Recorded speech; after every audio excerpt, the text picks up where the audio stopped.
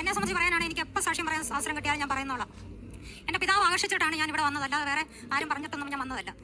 2018 നവംബറിലാണ് ഞാനിവിടെ വന്നതും ഉടമ്പടി എടുത്തതും ഒക്കെ. ഇവിടെ വന്നപ്പോൾ ഉടമ്പടി 6 നിയോഗം വെക്കാമെന്ന് പറഞ്ഞു. അന്നേരം ഞാനിങ്ങനെ ചിന്തിച്ച് എന്താണെന്ന്. എൻ്റെ ഹസ്ബൻഡ് ആണെങ്കിൽ ഒരു കിഡ്നി പേഷ്യൻ്റാണ്.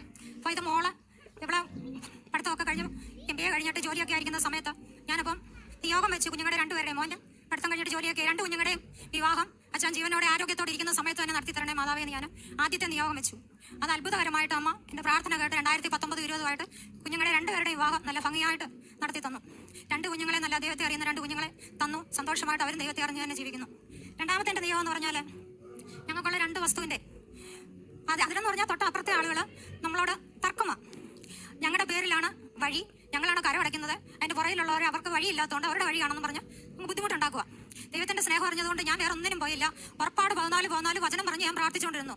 നിങ്ങൾക്ക് വേണ്ടി ഞാൻ യുദ്ധം ചെയ്യും, നിങ്ങൾ സമാധാനത്തോടെ ഇരുന്നാൽ മതി എന്ന് കർത്താവ് പറഞ്ഞ വചനം ഞാനിങ്ങനെ ഉരുവിട്ടോണ്ടേയിരുന്നു. എന്നിട്ട് മാതാവിനോട് പറഞ്ഞു, അമ്മേ ഈ വിഷയത്തിൽ 2 അമ്മ എനിക്ക് നീതി നടത്തി തരണം, അമ്മ തന്നേ പറ്റത്തുള്ളൂ, നമുക്കാരോടും സംസാരിക്കാൻ പോകാനോ വഴക്കിനൊന്നുമല്ല, ദൈവത്തിൻ്റെ സ്നേഹം ഉള്ളതുകൊണ്ട് നമുക്ക് പറ്റത്തുമില്ല.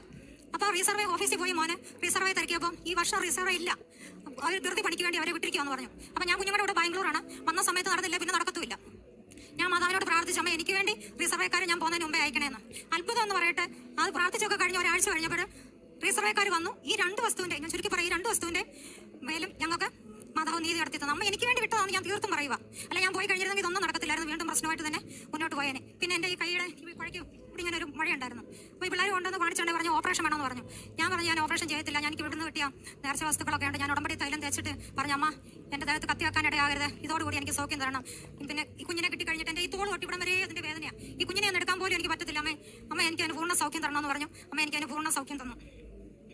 പിന്നെ 2023 ഞാൻ ബാംഗ്ലൂരിൽ നിന്ന് വന്നപ്പോൾ ഞാനിവിടെ വന്ന ഉടമ്പടി പുതുക്കി കഴിഞ്ഞപ്പോഴത്തേന് ഒരു ഫെബ്രുവരി ഒക്കെ ആയപ്പോഴത്തേന് ഞാനൊരു ലോൺ എടുത്തിട്ടുണ്ടായിരുന്നു ബാങ്കിൽ നിന്ന്. അപ്പോൾ അച്ഛൻ്റെ ട്രീറ്റ്മെൻറ്റും ഒക്കെ ആയിട്ട് കാര്യമായിട്ട് ഞാൻ ലോൺ എടുത്തായിരുന്നു. അപ്പം അത് ഒരു ഡിമാൻഡ് നോട്ടീസ് വന്നു കഴിഞ്ഞിട്ട് ആ വസ്തു വാങ്ങിക്കാനായിട്ട് ഒരാൾ വന്നു. ആ മാസം തന്നെ കച്ചവടം നടക്കും എന്നുള്ള രീതിയിൽ തന്നെ ആയി. അവസാനം വന്നപ്പോഴത്തേന് അത് നടന്നില്ല, വീണ്ടും അത് ജപ്തിയിലേക്കാണെന്ന് പറഞ്ഞ് അറിയിച്ചു. അപ്പോൾ 20 ലക്ഷം വേണം. അപ്പോൾ അമ്മയോട് പ്രാർത്ഥിച്ചു, അമ്മ ക്രമീകരണങ്ങൾ ഉണ്ടാക്കി തരണം. അപ്പോൾ പ്രാർത്ഥിച്ചുകൊണ്ടിരുന്നപ്പോൾ അമ്മ ഇങ്ങനെ എനിക്ക് ദർശനപരമൊക്കെ ഉള്ളതാണ്, ജപ്തി ഒഴിവാന്ന് 3 പ്രാവശ്യം എന്നെ എഴുതി കാണിച്ചു. അപ്പോൾ ഞാൻ പൂർണ്ണമായിട്ട് വിശ്വസിച്ചു. അങ്ങനെ ആ പണം ക്രമീകരിച്ച് തന്ന അമ്മ ജപ്തി ഒഴിവാക്കി തന്നു.